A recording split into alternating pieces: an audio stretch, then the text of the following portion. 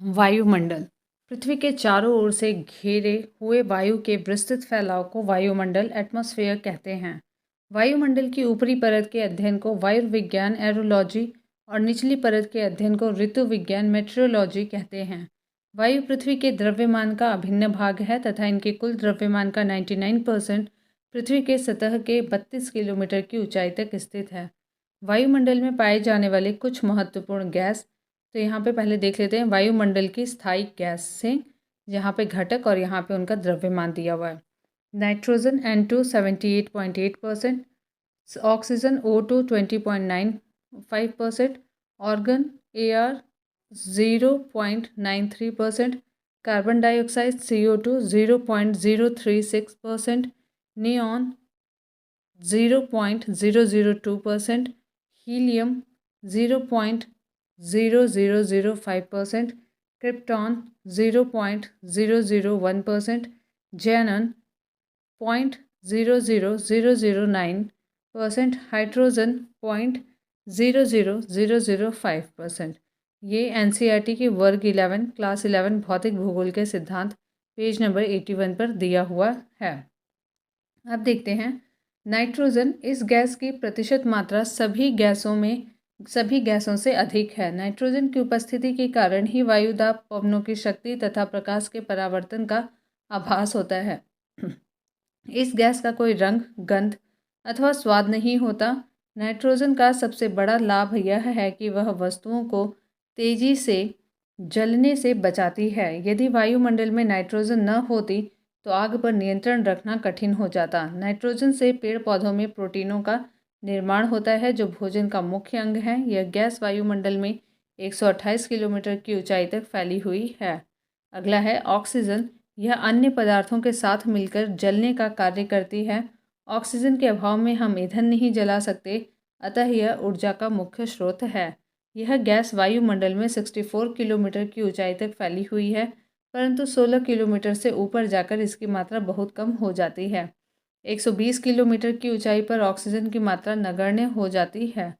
Carbon dioxide यह सबसे भारी गैस है और इस कारण यह सबसे निचली परत में मिलती है। इसका अधिकांश विस्तार 32 किलोमीटर की ऊंचाई तक है। वैसे यह 90 मिलीमीटर की ऊंचाई तक पाई जाती है। यह गैस सूर्य से आने वाली विकिरण के लिए पारगम्य तथा पृथ्वी से परावर्तित होने वाले विकिरण के लिए अपारगम्य है। अतः यह कांच घर या पौधा घर ग्रीन हाउस प्रभाव के लिए उत्तरदायी है और वायुमंडल के निचली परत को गर्म रखती है। दूसरी गैसों का आयतन वायुमंडल में स्थिर है, जबकि पिछले कुछ दशकों में मुख्यतः जीवाश्म ईंधन को जलाए जाने के कारण कार्बन डाइऑक्साइड के आयतन में लगातार वृद्धि हो रही है। भूपृष्ठ से परावर्तित अवरक्त विकिरण के अवशोषण द्वारा भू वायुमंडल के तापमान में वृद्धि की प्रक्रिया को ग्रीनहाउस प्रभाव कहते हैं। ओजोन यह गैस ऑक्सीजन का ही एक विशेष रूप है। यह वायुमंडल में अधिक ऊंचाइयों पर ही अति न्यून मात्रा में मिलती है। यह सूर्य से आने वाले तेज पराबैंगनी विकिरण अल्ट्रावायलेट रेडिएशंस के कुछ अंश को अवशोषित कर लेती है। यह 10 से 50 किलोमीटर की ऊंचाई तक केंद्रित है। वायुमंडल में ओजोन गैस की मात्रा में कमी होने से सूर्य की पराबैंगनी विकिरण अधिक मात्रा में पृथ्वी पर पहुंचकर कैंसर जैसी भयानक बीमारियां फैला सकती हैं। जल वाष्प वायुमंडल में जल वाष्प सबसे अधिक परिवर्तनशील तथा असमान वितरण वाली गैस है। यह ऊंचाई के साथ घटती जाती है। यह 90 किलोमीटर की ऊंचाई तक ही पाई जाती है। वायुमंडल के संपूर्ण जल वाष्प का 90% भाग 8 किलोमीटर की ऊंचाई तक सीमित है। इसके संघनन होने के कारण बादल, वर्षा, कोहरा, ओस, तुषार, हिम आदि का निर्माण होता है। विभिन्न प्रकार के तूफानों को जल वाष्प से ही ऊर्जा प्राप्त होती है। जल वाष्प सूर्य से आने वाले सूर्यताप के कुछ भाग को अवशोषित कर लेता है तथा पृथ्वी द्वारा विकिरित ऊष्मा को संजोए रखता है। इस प्रकार यह एक कंबल का काम करता है, जिससे पृथ्वी न तो अत्यधिक गर्म और न ही अत्यधिक ठंडी हो सकती है। जल वाष्प के संघनन से वृष्टि होती है। वायुमंडल की स्थिरता भी जल वाष्प से नियंत्रित होती है। पृथ्वी के ताप को बनाए रखने के लिए उत्तरदायी है CO2 एवं जल वाष्प। जल वाष्प के अलावा सूर्य ताप तथा सौर विकिरण का अवशोषण ऑक्सीजन, ओजोन तथा कार्बन डाइऑक्साइड गैसें करती हैं। धूलकण प्राय वायुमंडल के निचले भाग में मौजूद होते हैं। फिर भी संवहनी वायु प्रवाह इन्हें काफ़ी ऊंचाई तक ले जा सकता है। धूल कण के स्रोत हैं समुद्री नमक, महीन मिट्टी, धुएं की कालिमा, राख, पराग, धूल एवं उल्काओं के टूटे हुए कण। धूल कणों का सबसे अधिक जमाव उपोष्ण और शीतोष्ण प्रदेशों में सूखी हवा के कारण होता है। धूल और नमक के कारण आर्द्रताग्राही केंद्र की तरह कार्य करते हैं, जिसके चारों ओर जल वाष्प संघनित होकर मेघों का निर्माण करती है। आकाश का रंग नीला धूल कण के कारण ही दिखाई देता है। वायुमंडल की संरचना। वायुमंडल को निम्न परतों में बांटा गया है। पहला क्षोभमंडल, ट्रोपोस्फेयर। यह वायुमंडल का सबसे नीचे वाली परत है। इसकी ऊंचाई सतह से लगभग 18 किलोमीटर है। इसकी ऊंचाई ध्रुवों पर 8 किलोमीटर तथा विषुवत रेखा पर लगभग 18 किलोमीटर होती है। क्षोभमंडल में तापमान की गिरावट की दर प्रति 165 मीटर की ऊंचाई पर 1 डिग्री सेल्सियस तथा 1 किलोमीटर की ऊंचाई पर 6.4 डिग्री सेल्सियस होती है। सभी मुख्य वायुमंडलीय घटनाएं जैसे बादल, आंधी एवं वर्षा इसी मंडल में होती है। इस मंडल को संवहन मंडल कहते हैं क्योंकि संवहन धाराएं इसी मंडल की सीमा तक सीमित होती हैं। इस मंडल को अधोमंडल भी कहते हैं। जैविक क्रिया के लिए यह सबसे महत्वपूर्ण संस्तर है। क्षोभ मंडल और समताप मंडल को अलग करने वाले भाग को क्षोभ सीमा कहते हैं। विषुवत वृत्त के ऊपर क्षोभ सीमा में हवा का तापमान -80 डिग्री सेल्सियस और ध्रुव के ऊपर 45 डिग्री सेल्सियस होता है। यहाँ तापमान स्थिर होने के कारण इसे क्षोभ सीमा कहा जाता है। समताप मंडल, स्ट्रेटोस्फेयर। समताप मंडल 50 किलोमीटर की ऊंचाई तक है। समताप मंडल की मोटाई ध्रुवों पर सबसे अधिक होती है। कभी कभी विषुवत रेखा पर इसका लोप हो जाता है। इसमें मौसमी घटनाएं जैसे आंधी, बादलों की गरज, बिजली कड़क, धूल कण एवं जलवाष्प आदि कुछ नहीं होती हैं। इस मंडल में वायुयान उड़ाने की आदर्श दशा पाई जाती है। कभी कभी इस मंडल में विशेष प्रकार के मेघों का निर्माण होता है, जिन्हें मूलाभ मेघ, मदर ऑफ पर्ल क्लाउड कहते हैं। समताप मंडल की एक महत्वपूर्ण लक्षण यह है कि इसमें ओजोन गैस की एक परत पाई जाती है, जो सूर्य से आने वाली पराबैंगनी किरणों को अवशोषित कर लेती है। इसलिए इसे पृथ्वी का सुरक्षा कवच कहते हैं। ओजोन परत को नष्ट करने वाले गैस CFC क्लोरोफ्लोरोकार्बन है, जो एयर कंडीशनर, रेफ्रिजरेटर आदि से निकलती है। ओजोन परत में क्षरण CFC में उपस्थित सक्रिय क्लोरीन के कारण होती है। ओजोन परत की मोटाई नापने में डाप्सन इकाई का प्रयोग किया जाता है। कुछ विद्वान ओजोन मंडल को एक अलग मंडल मानते हैं। इसकी ऊंचाई 32 किलोमीटर से 60 किलोमीटर के मध्य मानते हैं। इस मंडल में ऊंचाई के साथ तापमान बढ़ जाता है। प्रति 1 किलोमीटर की ऊंचाई पर तापमान में 5 डिग्री सेल्सियस की वृद्धि होती है। मध्यमंडल, मेसोस्फेयर। मध्यमंडल समताप मंडल के ठीक ऊपर 80 किलोमीटर की ऊंचाई तक फैला है। इस संस्तर में भी ऊंचाई के साथ साथ तापमान में कमी होने लगती है और 80 किलोमीटर की ऊंचाई तक पहुंचकर यह -100 डिग्री सेल्सियस हो जाता है। मध्य मंडल की ऊपरी परत को मध्य सीमा कहते हैं। आयन मंडल, आयनोस्फेयर। आयन मंडल मध्य मंडल के ऊपर 80 किलोमीटर से 400 किलोमीटर के बीच स्थित है। इसमें विद्युत आवेशित कण पाए जाते हैं, जिन्हें आयन कहते हैं तथा इसलिए इसे आयन मंडल के नाम से जाना जाता है। यह भाग कम वायुदाब तथा पराबैंगनी किरणों द्वारा आयनीकृत होता रहता है। आयन मंडल में ऊंचाई बढ़ने के साथ साथ तापमान में वृद्धि शुरू हो जाती है। इस मंडल में सबसे नीचे स्थित D लेयर से लॉन्ग रेडियो वेव्स एवं E1, E2 और F1, F2 परतों से शॉर्ट रेडियो वेव्स परावर्तित होती हैं, जिसके फलस्वरूप पृथ्वी पर रेडियो, टेलीविज़न, टेलीफोन एवं रडार आदि की सुविधा प्राप्त होती है। संचार उपग्रह इसी मंडल में अवस्थित होते हैं। बाह्य मंडल, एक्सोस्फेयर। आयन मंडल से ऊपर के भाग को बाह्य मंडल कहा जाता है। इसकी कोई ऊपरी सीमा निर्धारित नहीं है। इस मंडल में हाइड्रोजन, हीलियम गैस की प्रधानता होती है। इस मंडल की महत्वपूर्ण विशेषता इसमें ऑरोरा ऑस्ट्रालिस एवं ऑरोरा बोरियोलिस की होने वाली घटनाएं हैं। ऑरोरा का शाब्दिक अर्थ होता है प्रातःकाल, डॉन, जबकि बोरियोलिस या ऑस्ट्रालिस का अर्थ क्रमशः उत्तरी और दक्षिणी होता है।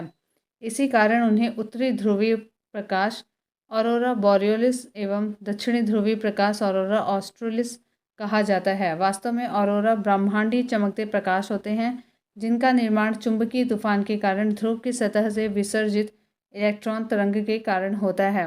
ऑरोरा ध्रुवीय आकाश में लटके विचित्र बहुरंगी आतिशबाजी की तरह दिखाई पड़ते हैं। ये प्रायः आधी रात के समय दृष्टिगत होते हैं। सूर्यताप इंसोलेशन सूर्य से पृथ्वी तक पहुंचने वाले विकिरण सूर्य को सूर्यताप कहते हैं। यह ऊर्जा लघु तरंगों के रूप में सूर्य से पृथ्वी पर पहुंचती है। वायुमंडल की बाहरी सीमा पर सूर्य से प्रति मिनट प्रति वर्ग सेंटीमीटर पर 1.94 कैलोरी ऊष्मा प्राप्त होती है। धरातल पर प्राप्त सूर्यताप की मात्रा में उष्णकटिबंध में 320 वाट प्रति वर्ग मीटर से लेकर ध्रुवों पर 70 वाट प्रति वर्ग मीटर की भिन्नता पाई जाती है। सबसे अधिक सूर्यताप उपोष्ण कटिबंधीय मरुस्थलों पर प्राप्त होता है, क्योंकि यहाँ मेघाच्छादन बहुत कम पाया जाता है। सामान्यतः एक ही अक्षांश पर स्थित महाद्वीपीय भाग पर अधिक और महासागरीय भाग में अपेक्षाकृत कम मात्रा में सूर्यताप प्राप्त होता है। पृथ्वी का अक्ष सूर्य के चारों ओर परिक्रमण की समतल कक्षा से 66.5 का कोण बनाता है, जो विभिन्न अक्षांशों पर प्राप्त होने वाले सूर्यताप की मात्रा को बहुत प्रभावित करता है। किसी भी सतह को प्राप्त होने वाली सूर्यताप की मात्रा एवं उसी सतह से परावर्तित की जाने वाली सूर्यताप की मात्रा के बीच का अनुपात एल्बिडो कहलाता है। सौर विकिरण का यह परावर्तन लघु तरंगों में ही होता है। वायुमंडल की बाहरी सीमा पर प्राप्त होने वाले सौर विकिरण का लगभग 32% भाग बादलों की सतह से परावर्तित तथा धूल कणों से प्रकीर्णित होकर अंतरिक्ष में लौट जाता है। सूर्यताप का लगभग 2% भाग धरातल से परावर्तित होकर अंतरिक्ष में वापस चला जाता है। इस प्रकार सौर विकिरण का 34% भाग धरातल को गर्म करने के काम में नहीं आता। पूर्ण मेघाच्छादन के समय सूर्य के प्रकाश में कमी का मूल कारण परावर्तन होता है, न कि अवशोषण। पृथ्वी सौरिक विकिरण द्वारा प्रसारित ऊर्जा का 51% भाग प्राप्त करती है। वायुमंडल सौरिक ऊर्जा का केवल 14% भाग ही ग्रहण कर पाता है। वायुमंडल में गर्म तथा ठंडा निम्न विधियों से होता है। पहला चालन कंडक्शन, जब असमान ताप वाली दो वस्तुएं एक दूसरे के संपर्क में आती हैं तो अधिक तापमान वाली वस्तु से कम तापमान वाली वस्तु की ओर ऊष्मा प्रवाहित होती है। ऊष्मा का यह प्रवाह तब तक चलता रहता है जब तक दोनों वस्तुओं का तापमान एक जैसा न हो जाए। वायु ऊष्मा की कुचालक है, अतः चालन प्रक्रिया वायुमंडल को गर्म करने के लिए सबसे कम महत्वपूर्ण है। वायुमंडल की निचली परतों को गर्म करने में चालन महत्वपूर्ण है। संवहन कन्वेक्शन, पृथ्वी के संपर्क में आने वाली आई वायु गर्म होकर धाराओं के रूप में लंबवत उठती है और वायुमंडल में ताप का संचरण करती है। वायुमंडल के लंबवत तापन की यह प्रक्रिया संवहन कहलाती है। जब वायुमंडल की निचली परत भौमिक विकिरण अथवा संचालन से गर्म हो जाती है तो उसकी वायु फैलने लगती है, जिससे उसका घनत्व कम हो जाता है। घनत्व कम होने से वह हल्की हो जाती है और ऊपर को उठती है। इस प्रकार वह वायु निचली परतों की ऊष्मा को ऊपर की ओर लाती है। ऊपर की ठंडी वायु उसका स्थान लेने के लिए नीचे आती हैं और कुछ देर बाद वह भी गर्म हो जाती हैं। इस प्रकार संवहन प्रक्रिया द्वारा वायुमंडल क्रमशः नीचे से ऊपर गर्म होता रहता है। वायुमंडल गर्म होने में यह मुख्य भूमिका निभाता है।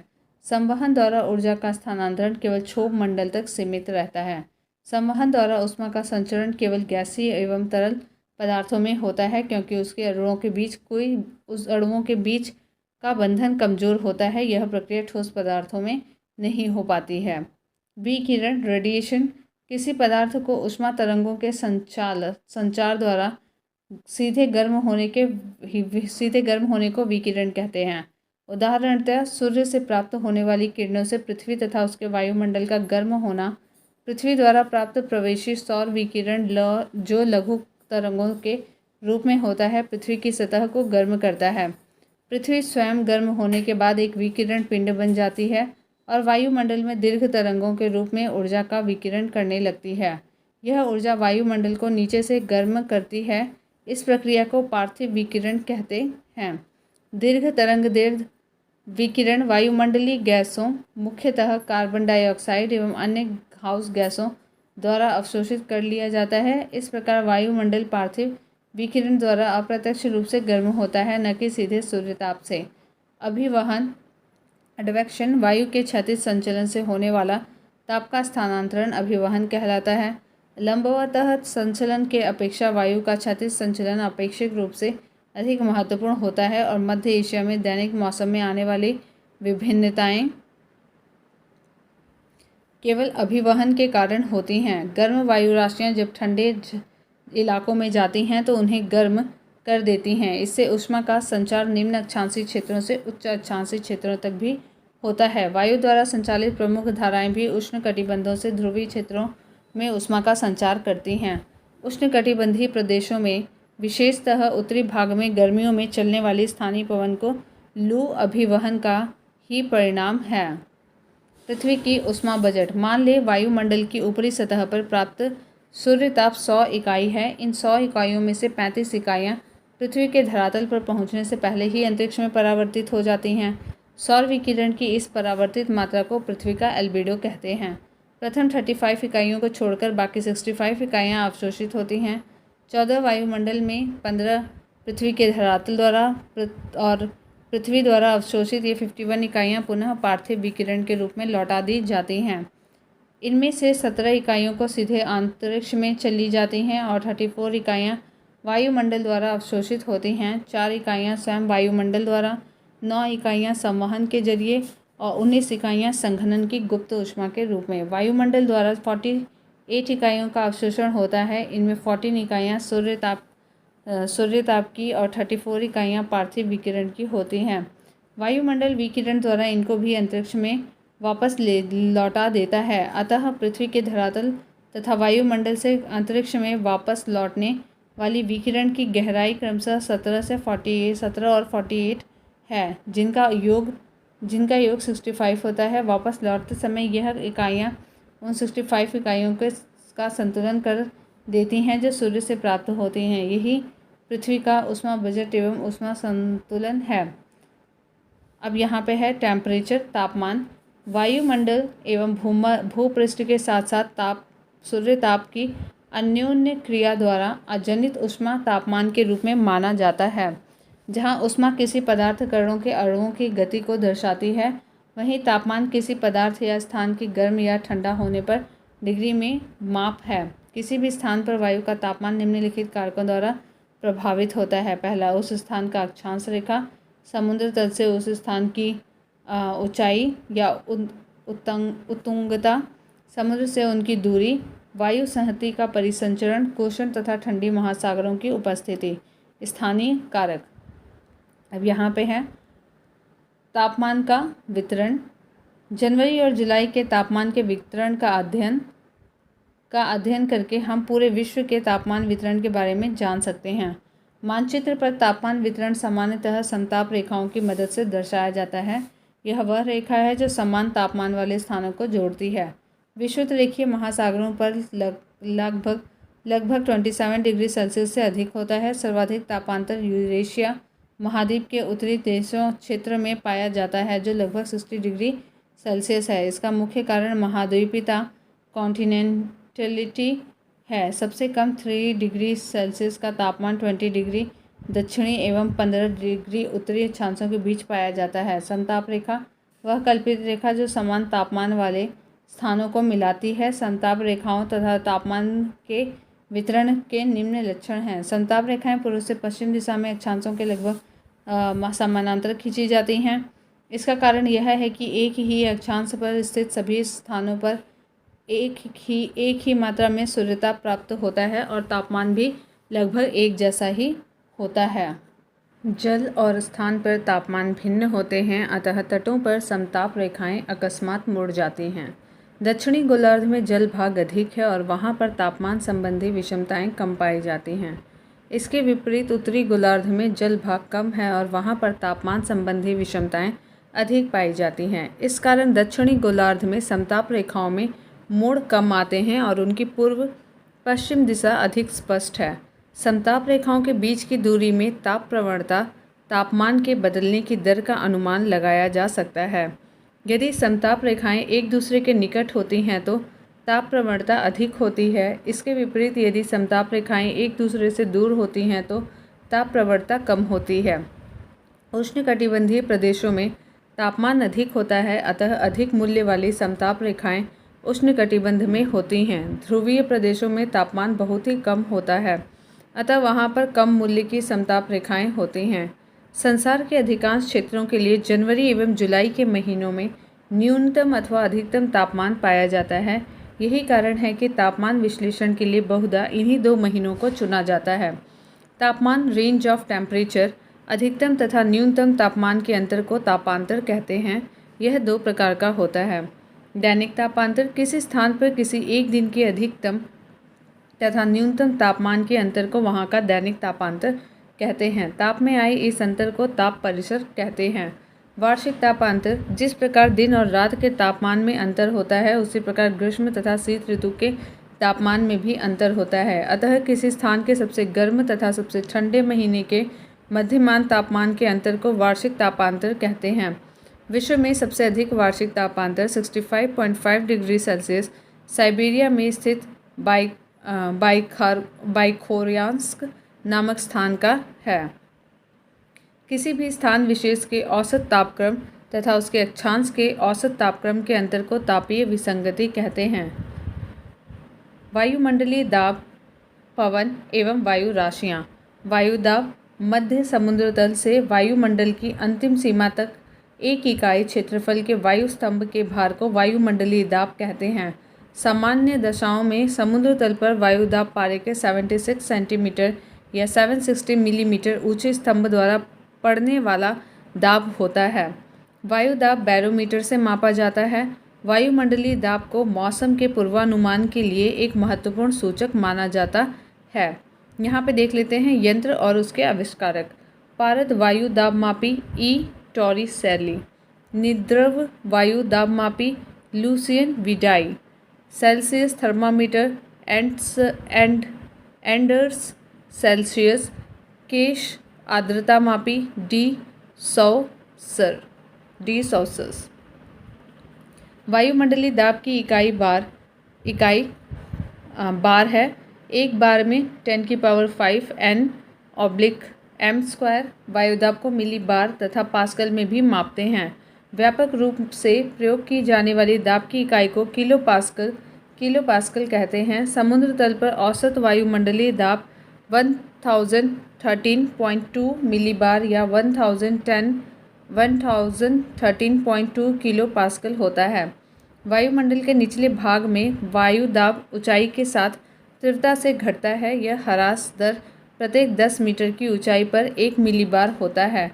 10 किलोमीटर की ऊंचाई पर 265 मिलीबार वायु दाब एवं 49.7 डिग्री सेल्सियस मानक तापमान होता है। समदाब रेखाएं वह कल्पित रेखा जो समुद्र तल के बराबर घटाए हुए समान वायुदाब वाले स्थानों को मिलाती हैं। समदाब रेखा आइसोबार कहते हैं। वायुदाब को मानचित्र पर समदाब रेखा द्वारा दर्शाया जाता है। दूरी की प्रति इकाई पर दाब के घटने को दाब प्रवणता कहते हैं। यहाँ पे देखते हैं, जब समदाब रेखाएं एक दूसरे के पास होती हैं तो दाब प्रवणता अधिक होती है, परंतु जब समदाब रेखाएं एक दूसरे से दूर होती हैं तो दाब प्रवणता कम होती है। दूरी के संदर्भ में दाब परिवर्तन की दर दाब प्रवणता है।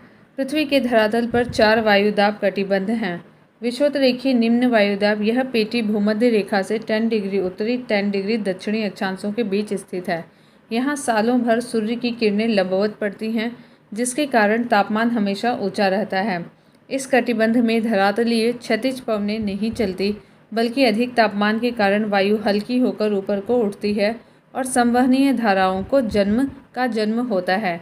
इसीलिए इस कटिबंध को शांत कटिबंध या डोलड्रम कहते हैं। यहाँ पे एक बार हम देख लेते हैं। विषुवत रेखा पर पृथ्वी के घूर्णन का वेग सबसे अधिक होता है, जिससे यहाँ पर अपकेंद्री बल सर्वाधिक होती है, जो वायु को पृथ्वी के पृष्ठ से परे धकेलती है। इसके कारण भी यहाँ पर वायुदाब कम होता है। अब इसे देखते हैं। विषुवतीय रेखा जो है यहाँ पे निम्न दाब होता है 0 डिग्री पे और 10 डिग्री ऊपर 10 डिग्री नीचे। 23 डिग्री एंड हाफ और 23 डिग्री एंड हाफ डिग्री पे ये कर्क रेखा और मकर रेखा है हमारी। और ये वाला पार्ट होता है उपोष्ण उच्च दाब वाला क्षेत्र, और उपध्रुवीय वाला जो क्षेत्र है वो निम्न दाब का क्षेत्र होता है। इसी तरह दक्षिणी गोलार्ध में भी उपोष्ण जो है ये उच्च दाब वाला क्षेत्र है और उपध्रुवीय क्षेत्र जो है ये निम्न दाब वाला क्षेत्र है। और लास्ट में आता है ध्रुवीय क्षेत्र, जो कि हमेशा ही उच्च दाब वाला होता है। उपोष्ण उच्च वायुदाब उत्तरी और दक्षिणी गोलार्धों में क्रमशः कर्क और मकर रेखाओं से 35 डिग्री अक्षांशों तक उच्च दाब पेटियां पाई जाती हैं। यहाँ उच्च दाब होने के दो कारण हैं। पहला, विषुवतीय रेखीय कटिबंध से गर्म होकर उठने वाली वायु ठंडी और भारी होकर कर्क तथा मकर रेखाओं से 35 डिग्री अक्षांशों के बीच नीचे उतरती है और उच्च वायुदाब उत्पन्न करती है। दूसरा है, पृथ्वी के दैनिक गति के कारण उपध्रुवीय क्षेत्रों से वायु विशाल राशियां कर्क तथा मकर रेखाओं से 35 डिग्री अक्षांशों के बीच एकत्रित हो जाती हैं, जिससे वहां पर उच्च वायुदाब उत्पन्न हो जाती है। नोट, विषुवत रेखा से 30 से 35 अक्षांशों के मध्य दोनों गोलार्धों में उच्च वायुदाब की पेटियां उपस्थित होती हैं। इस उच्च वायुदाब वाली पेटी को अश्व अक्षांश कहते हैं। इसका कारण यह है कि मध्य युग में यूरोप में खेती के लिए पश्चिमी द्वीप समूह में पालदार जलयानों में लादकर घोड़े भेजे जाते थे। प्राय इन जलयानों को इन अक्षांशों के बीच वायु शांत हो रहने के कारण आगे बढ़ने में कठिनाई होती थी। अतः जलयानों का भार कम करने के लिए कुछ घोड़े समुद्र में फेंक दिए जाते थे। उपध्रुवीय निम्न वायुदाब 45 उत्तरी तथा दक्षिणी अक्षांशों से क्रमशः आर्कटिक तथा अंटार्कटिक वृत्तों के बीच निम्न वायु भार की पेटियां पाई जाती हैं, जिसे उपध्रुवीय निम्न दाब पेटियां कहते हैं। ध्रुवीय उच्च वायुदाब 80 डिग्री उत्तरी तथा दक्षिणी अक्षांश से उत्तरी तथा दक्षिणी ध्रुव तक उच्च दाब पेटियां पाई जाती हैं। पवन, विंड, पृथ्वी के धरातल पर वायुदाब में क्षैतिज विषमताओं के कारण हवा उच्च वायुदाब क्षेत्र से निम्न वायुदाब क्षेत्र की ओर बहती है। क्षैतिज रूप से इस गतिशील हवा को पवन कहते हैं। ऊर्ध्वाधर दिशा में गतिशील हवा को वायुधारा एयर करंट कहते हैं। यदि पृथ्वी स्थिर होती और उसका धरातल समतल होता तो पवन उच्च वायुदाब वाले क्षेत्र से सीधे निम्न वायुदाब वाले क्षेत्र की ओर समदाब रेखाओं पर समकोण बनाती हुई चलती, परंतु वास्तविक स्थिति यह है कि पृथ्वी अपने अक्ष पर घूर्ण कर रही है और उसका धरातल समतल नहीं है। अतः पवन कई कारणों के प्रभावाधीन अपनी दिशा में परिवर्तन करती हुई चलती है। ये कारण है दाब प्रवणता बल, कॉरियोलिस प्रभाव, अभिकेंद्रीय त्वरण एवं भूघर्षण। कॉरियोलिस प्रभाव, पृथ्वी के घूर्ण के कारण पवनें अपनी मूल दिशा में विक्षेपित हो जाती हैं। इसे कॉरियोलिस बल कहते हैं। इसका नाम फ्रांसीसी वैज्ञानिक के नाम पर पड़ा है, जिसने सबसे पहले इस बल के प्रभाव का वर्णन 1844 ईस्वी में किया। इस बल के प्रभावाधीन उत्तरी गोलार्ध में पवनें दाहिनी ओर और दक्षिणी गोलार्ध में अपने बाईं ओर मुड़ जाती हैं। इस विक्षेप को फेरल नामक वैज्ञानिक ने सिद्ध किया था, अतः इसे फेरल का नियम कहते हैं। इसे 22 बैलेट नियम द्वारा भी समझा जा सकता है। इस नियम के अनुसार यदि कोई व्यक्ति उत्तरी गोलार्ध में पवन की ओर पीठ करके खड़ा हो तो उच्च दाब उसके दाईं ओर और निम्न दाब उसके बाईं ओर होगा। दक्षिणी गोलार्ध में स्थिति इसके ठीक विपरीत होगी। कॉरियोलिस बल अक्षांशों के कोण के सीधा समानुपात में बढ़ता है। यह ध्रुवों पर सर्वाधिक एवं विषुवत वृत्त पर अनुपस्थित होता है। याद रखिएगा, कॉरियोलिस बल ध्रुवों पर सर्वाधिक एवं विषुवत वृत्त पर अनुपस्थित होता है, यानी ध्रुवों पर पवनों की दिशा में अधिकतम विक्षेप और विषुवत रेखा पर पवनों की दिशा में कोई विक्षेप नहीं होता है। कॉरियोलिस बल दाब प्रवणता के समकोण पर कार्य करता है। जब दाब प्रवणता बल समदाब रेखाओं के समकोण पर होता है, जितनी दाब प्रवणता अधिक होगी पवनों का वेग उतना ही अधिक होगा और पवनों की दिशा उतनी अधिक विक्षेपित होगी। इन दो बलों के एक दूसरे से समकोण पर होने के कारण निम्न दाब क्षेत्रों में पवनें इसी के इर्द गिर्द बहती हैं। विषुवत वृत्त पर कॉरियोलिस बल शून्य होता है और पवनें समदाब रेखाओं के समकोण पर बहती हैं। अतः निम्न दाब क्षेत्र और अधिक गहन होने के बजाय पूरित हो जाता है। यही कारण है कि विषुवत वृत्त के निकट उष्णकटिबंधीय चक्रवात नहीं बनते हैं। पवन निम्न प्रकार के होते हैं। पहला प्रचलित पवन, दूसरा मौसमी पवन, तीसरा स्थानीय पवन। प्रचलित पवन, पृथ्वी के विस्तृत क्षेत्र पर एक ही दिशा में वर्ष भर चलने वाली पवन को प्रचलित पवन या स्थायी पवन कहते हैं। स्थायी पवनें एक वायु भार कटिबंध से दूसरे वायु भार कटिबंध की ओर नियमित रूप से चला करती हैं। इसके उदाहरण हैं पछुआ पवन, व्यापारिक पवन और ध्रुवीय पवन। पछुआ पवन दोनों गोलार्धों में उपोष्ण उच्च वायुदाब कटिबंधों से उपध्रुवीय निम्न वायुदाब कटिबंधों की ओर चलने वाली स्थायी हवा को इनकी पश्चिमी दिशा के कारण पछुआ पवन कहा जाता है। पछुआ पवन का सर्वश्रेष्ठ विकास 40 डिग्री से 65 डिग्री दक्षिणी अक्षांशों के मध्य पाया जाता है। यहाँ इन अक्षांशों को गरजता चालीसा या प्रचंड 50 तथा चीखता 60 कहा जाता है। यह सभी नाम नाविकों के द्वारा दिए गए हैं। स्थानीय शीतल हवाओं के बारे में एक बार पढ़ लेते हैं, उनका नाम और वह किस स्थान से बिलोंग करती हैं। विली वाव अलास्का से, वोरा एड्रियाटिक तट से, मिस्ट्रल स्पेन एवं फ्रांस में, बुरान रूस में, बाइस दक्षिण फ्रांस में, पैम्पीरो अर्जेंटीना में, फ्रियाजेम ब्राज़ील में, नार्दर्न संयुक्त राज्य अमेरिका में, और नॉर्टी ये भी संयुक्त राज्य अमेरिका का, पोनेंटी दक्षिण अफ्रीका का, पेपागायो मैक्सिको, मैस्ट्रल उत्तरी इटली, नेवाडोस एक्वेडोर, विली ऑस्ट्रेलिया, सिस्टोन पूर्वी ईरान, हबूब सूडान, पुरगा टुंड्रा प्रदेश, केप डॉक्टर दक्षिण अफ्रीका गणतंत्र। इसे टेबल ब्लॉक कहते हैं। व्यापारिक पवन लगभग 30 डिग्री उत्तरी और दक्षिणी अक्षांशों के क्षेत्रों या उपोष्ण उच्च वायुदाब कटिबंधों से भूमध्य रेखीय निम्न वायुदाब कटिबंधों की ओर दोनों गोलार्धों में वर्ष भर निरंतर प्रवाहित होने वाली पवन को व्यापारिक पवन कहा जाता है।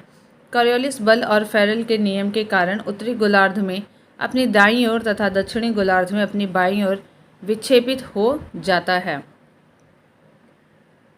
ध्रुवीय पवन ध्रुवीय उच्च वायुदाब की पेटियों से उपध्रुवीय निम्न वायुदाब की पेटियों की ओर प्रवाहित पवन को ध्रुवीय पवन के नाम से जाना जाता है। उत्तरी गोलार्ध में इसकी दिशा उत्तर पूर्व से दक्षिण पश्चिम की ओर और दक्षिणी गोलार्ध में दक्षिण पूर्व से उत्तर पश्चिम की ओर है। मौसमी पवन मौसम या समय के परिवर्तन के साथ जिन पवनों की दिशा बदल जाती है उन्हें मौसमी पवन कहा जाता है, जैसे मानसूनी पवन, स्थल समीर, समुद्री समीर।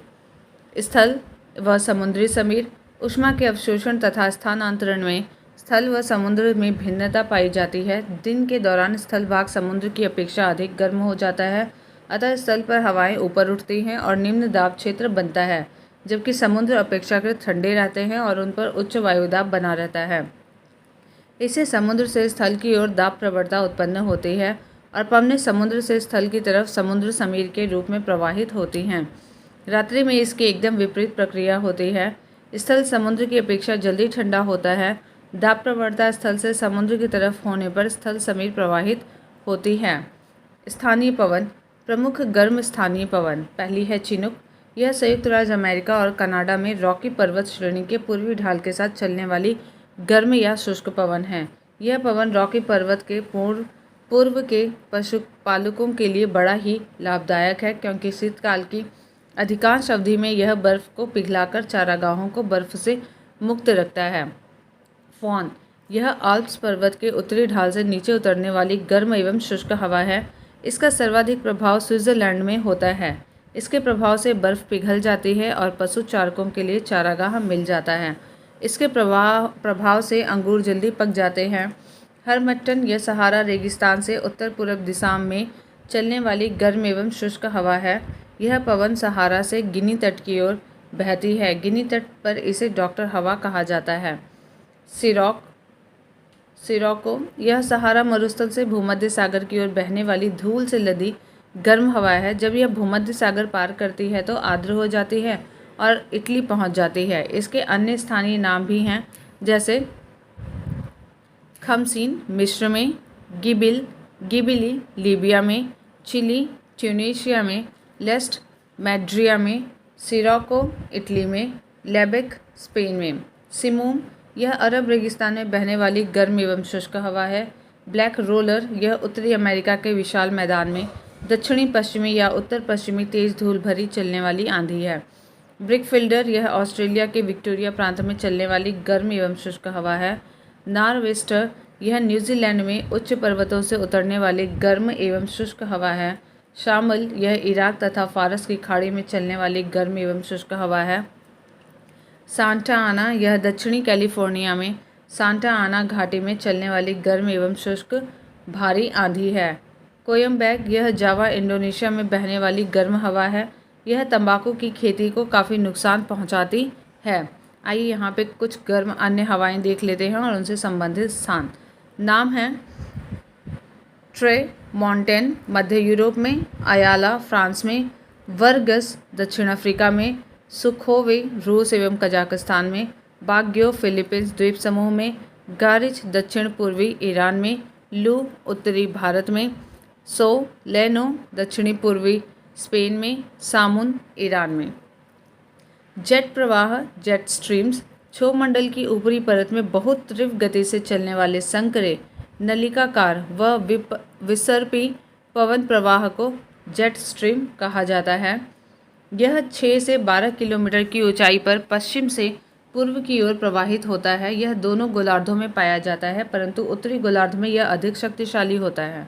इसमें वायु 120 किलोमीटर पर घंटे से चलती है। जेट प्रवाह वायुमंडलीय विक्षोभों, चक्रवातों, प्रतिचक्रवातों, तूफानों और वर्षा को उत्पन्न करने में सहायक होते हैं। आधुनिक खोजों के अनुसार एशिया में मानसून पवनों के कारण जेट प्रवाह माना जाता है। यह पृथ्वी पर तापमान के वितरण का संतुलन बनाने में भी महत्वपूर्ण भूमिका निभाता है। वायु राशियाँ एयर मासेस वायुमंडल का वह विशाल एवं विस्तृत भाग जिसमें तापमान तथा आर्द्रता के भौतिक लक्षण क्षैतिज दिशा में समरूप हो, वायु राशि कहलाता है। सामान्यतः वायु राशियाँ सैकड़ों किलोमीटर तक विस्तृत होती हैं। एक वायु राशि में कई परतें होती हैं जो एक दूसरे के ऊपर क्षैतिज दिशा में फैली होती हैं। प्रत्येक परत में वायु के तापमान तथा आर्द्रता की स्थिति लगभग समान होती है। यह जलवायु तथा मौसम के अध्ययन में महत्वपूर्ण भूमिका निभाती है। वाताग्र फ्रंट्स जब दो भिन्न प्रकार की वायु राशियाँ मिलती हैं तो उनके मध्य सीमा क्षेत्र को वाताग्र कहते हैं। वाताग्र 4 प्रकार के होते हैं: शीत वाताग्र, उष्ण वाताग्र, अचर वाताग्र, अधिवृष्ट वाताग्र। शीत वाताग्र जब शीतल व भारी वायु आक्रामक रूप से उष्ण वायु राशियों को ऊपर ढकेलती है तो इस संपर्क क्षेत्र को शीत वाताग्र कहते हैं। यहाँ पे शीत और भारी वायु उष्ण वायु को ऊपर की ओर ढकेलती है तो इस संपर्क क्षेत्र को शीत वाताग्र कहते हैं। उष्ण वाताग्र यदि गर्म वायु राशियाँ आक्रामक रूप से ठंडी वायु राशियों के ऊपर चढ़ती हैं तो इस संपर्क क्षेत्र को उष्ण वाताग्र कहते हैं। अचर वाताग्र जब वाताग्र स्थिर हो जाए तो इन्हें अचर वाताग्र कहते हैं, अर्थात ऐसे वाताग्र जब कोई भी वायु ऊपर नहीं उठती। अधिवृष्ट वाताग्र यदि एक वायु राशि पूर्णतः धरातल के ऊपर उठ जाए तो ऐसे वाताग्र को अधिवृष्ट वाताग्र कहते हैं। वाताग्र मध्य अक्षांशों में ही निर्मित होते हैं और तीव्र वायु दाब व तापमान प्रवणता इनकी विशेषता है। ये तापमान में अचानक बदलाव लाते हैं, इसी कारण वायु ऊपर उठती है और बादल बनते हैं और वर्षा होती है। बहिरुष्ण कटिबंधीय चक्रवात एक्स्ट्रा ट्रॉपिकल साइक्लोन वे चक्रवातीय वायु प्रणालियाँ जो उष्ण कटिबंध से दूर मध्य व उच्च अक्षांशों में विकसित होती हैं उन्हें बहिरुष्ण या शीतोष्ण कटिबंधीय चक्रवात कहते हैं। मध्य तथा उच्च अक्षांशों में जिस क्षेत्र से ये गुजरते हैं वहाँ मौसम संबंधी अवस्थाओं में अचानक तेजी से बदलाव होते हैं। बहिरुष्ण कटिबंधीय चक्रवात ध्रुवीय वाताग्र के साथ साथ बनते हैं। आरंभ में वाताग्र अचर होता है। उत्तरी गोलार्ध में वाताग्र के दक्षिण में कोष्ण व उत्तर दिशा में ठंडी हवा प्रवाहित होती है। जब वाताग्र के साथ वायुदाब कम हो जाता है, कोष्ण वायु उत्तर दिशा की ओर तथा ठंडी वायु दक्षिण दिशा में घड़ी की सुइयों के विपरीत चक्रवाती परिसंचरण करती है। इस चक्रवातीय प्रवाह से बहिरुष्ण कटिबंधीय चक्रवात विकसित होते हैं, जिसमें एक उष्ण वाताग्र तथा एक शीत वाताग्र होता है।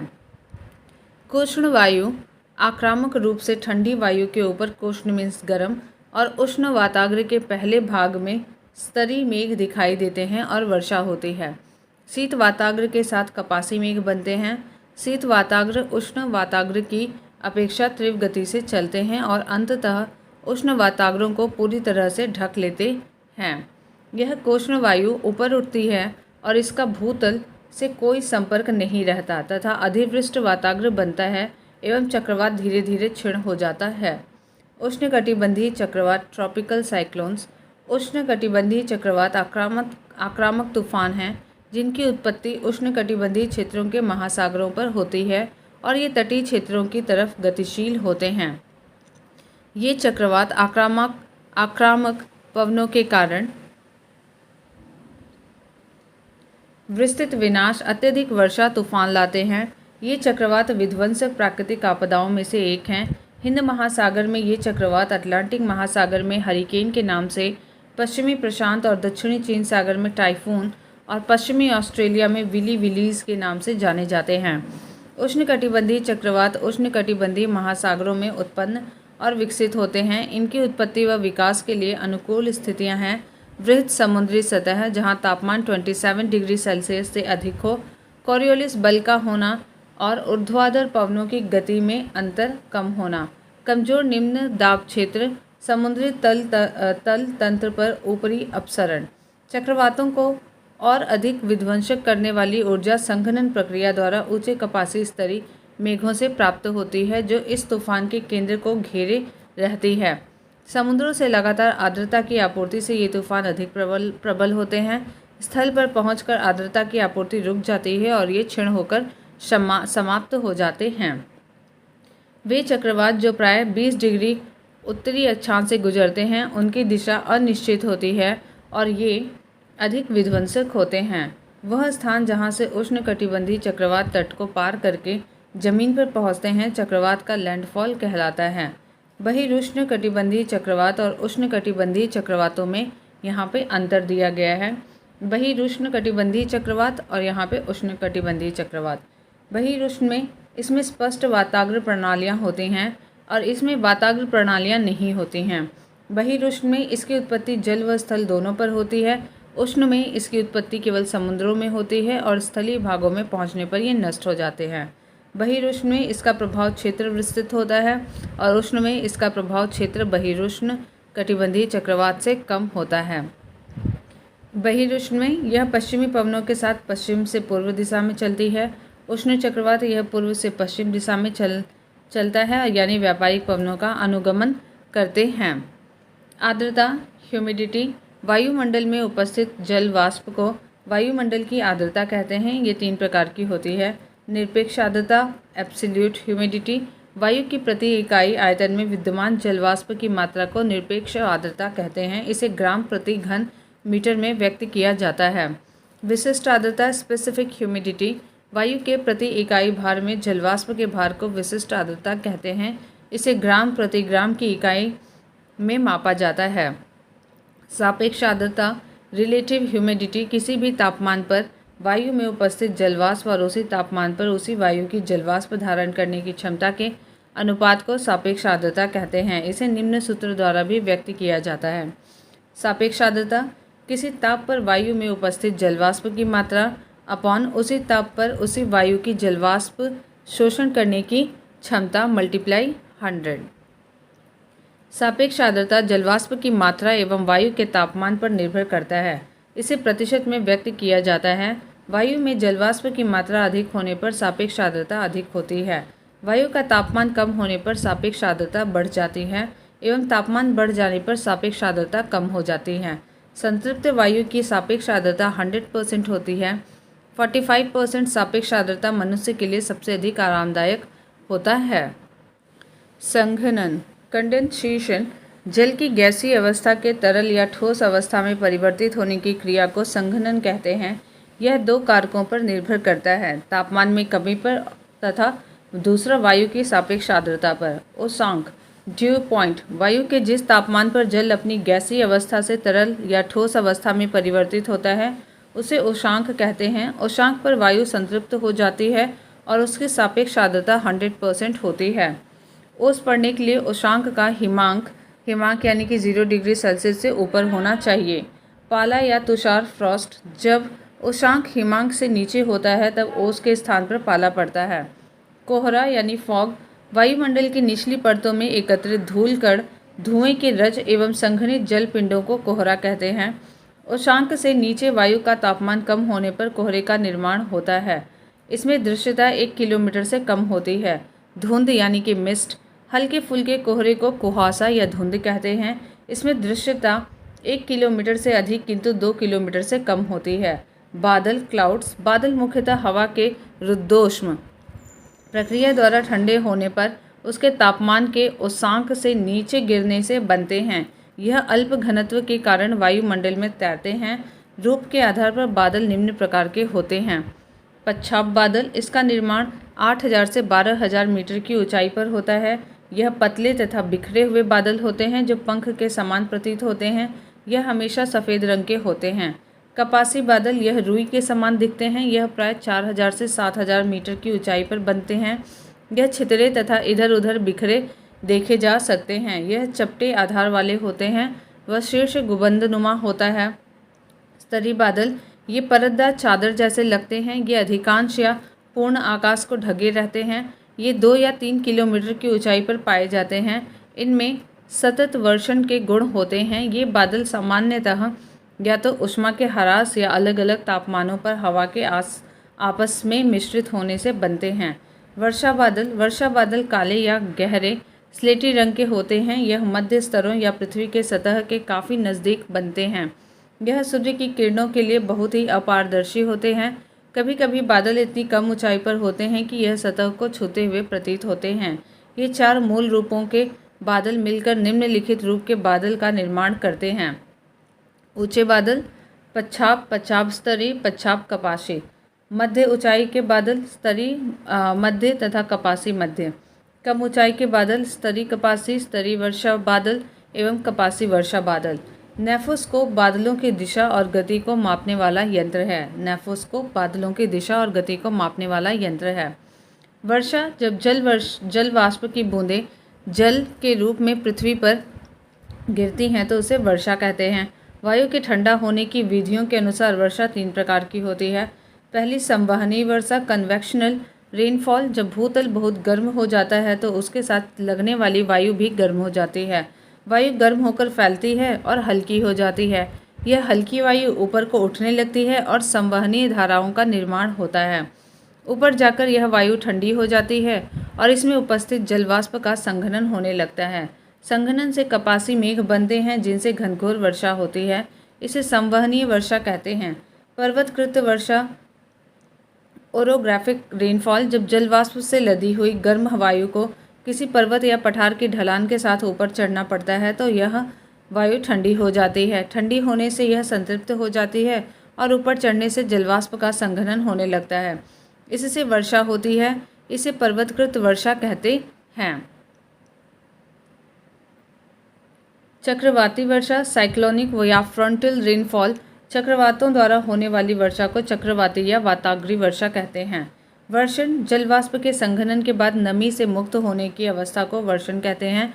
यह द्रव या ठोस अवस्था में हो सकता है। वर्षण जब पानी के रूप में होता है तो उसे वर्षा कहते हैं। जब तापमान 0 डिग्री सेल्सियस से कम होता है तब वर्षण हिमतुलों के रूप में होता है जिसे हिमपात कहते हैं। नमी षटकोणीय रवों के रूप में निर्मुक्त होती हैं। वर्षा एवं हिमपात के अतिरिक्त वर्षण के दूसरे प्रकार सहीम वृष्टि और करकापात है।